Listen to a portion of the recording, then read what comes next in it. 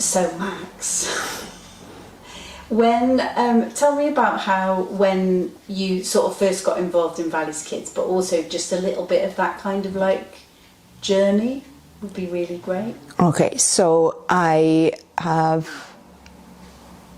first came to know about Valley's Kids through Dean Wong. And I went to school with Dean Wong, and he was a year older than me. And I'd started to do drama in school. That's how I got to be friendly with Dean. Started to hang out at school, and Dean was a great bringer together of people. So he said, I go to a drama club outside school. I think you would really enjoy it. Why don't you come along and check it out? So I did. And I brought along my friend who came for about 2 or 3 sessions. It really wasn't for her, but then I stayed. And then I stayed for many years, went on and did shows with, it is now Sparc, it was Artworks back then. I know quite a lot of my friends used to go to the bike club, which was the youth club. I dipped in and out, but I was never really part of the youth club as such, so I was much more, I came for the drama and stayed for the drama. I did quite a lot of the residentials, went away, and then, as you know, I carried on. I returned to do some volunteer work, and then I suppose me and Lisa, she was Lisa Greening then, possibly consider us the first Flight Wings group, because we were the first 18 to 25 group that was established with Artworks, now Sparc. I think I'm going to carry on calling it Sparc from now on. Yes. And then came to work as an arts apprentice with my first graduate job after university. And what was it like? Like, what were your first impressions and things when you sort of like first arrived, and you know, how was it for you? Well, I think I did the drama, even though I did the drama in school, we didn't have drama lessons. That came in after we'd sort of made our way through, and I think we might have been the first year to do GCSE drama, so I suppose coming to the drama classes then inspired me then to do GCSE drama and then A-level drama. I just remember it just being really fun, really creative, and hadn't really done that sort of structured play and learning through play, well, at least probably not since I was in infant school, and I really enjoyed it, so that's why I stayed. And I really enjoyed the space for creativity. I think by the time you go to high school, secondary school, there's not always a lot of space and time for that show back creative play, so I enjoyed it, and that's why I stayed. Why do you think it's important? Valley's Kids was important? Like I said, it was a space for creativity, which sometimes gets lost by the time you're in your teens, a chance to play, because you put toys away at a certain point and you don't always get to play. And actually I was quite playful in terms of words, so I was one of those teenagers as I would always be trying to get my friends to word play, poem play, and we have still got books somewhere of like the poems and the stories we used to write and create and plays that we used to do in school. But yeah, I suppose sometimes, as much as you want to do that, sometimes it's nice to show back and do it a little bit further. And I think the Valley's Kids was a space to go, not just play, maybe take it to the stage as well, and allow that creativity to be seen. I think mostly, I'm talking about the creativity, there's a big part of it that was just social. I just enjoyed the social aspect of it as well, and it was really fun. And I know that people of sort of our year group, I suppose, our generation of Valley's Kids and Sparc, the class of, I don't know, 2000 or whatever we want to call it, a lot of them might have said, oh, because I love, for example, there was Jono was there and everyone was very fond of Jono and Sean, and they said, oh, well, I went because I really looked up to them, and you, of course, Miranda as well, and they'd go, I really enjoyed having that. I'll be honest, that wasn't me. And everyone is very fond of the people who were there, and I say, oh yeah, I was really fond of them, I like them, but I didn't go go for them, I went to be sociable. Yeah.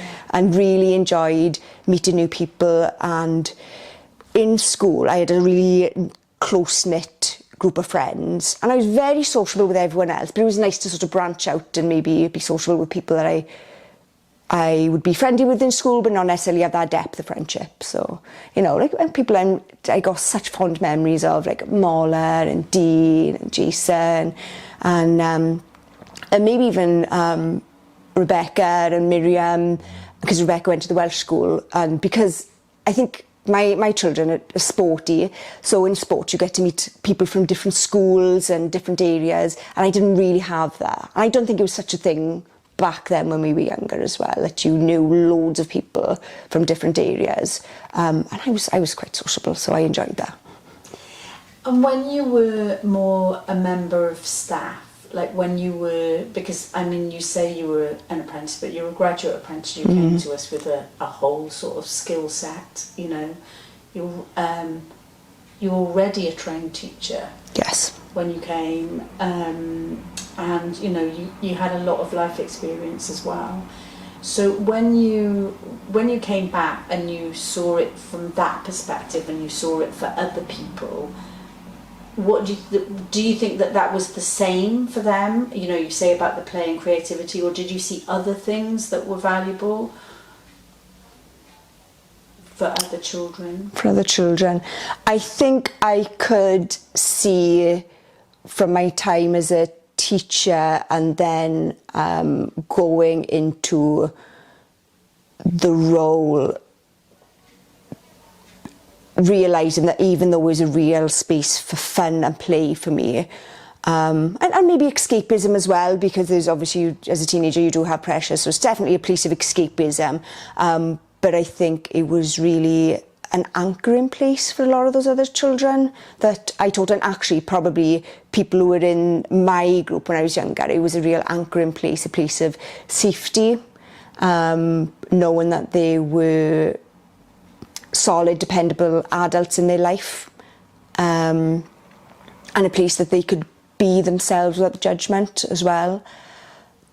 And I think being a teenager can be quite a self-absorbing thing, so it's not something I would have, and actually maybe it's just life experience, it's not something I would have noticed at the time, but I can reflect on that and see that it was important, it would have been important for them. I know it was important for them because they've told me about how important that space was for them. And with the children that I taught, I know I saw it, that if they were trouble they would run to you or members that I worked with. Yeah, definitely. But was there anywhere where you felt you got support or help? I think of these sorts of art projects, they bring things to young people which they might not have thought about before. So I think allowing a space for empathy and thinking outside yourself, whether that's politics, history, actually literature. I'm still a huge fan of Greek literature, and we obviously did Lysistrata, however it's pronounced. I'm not an ancient Greek scholar. Lysistrata, I think.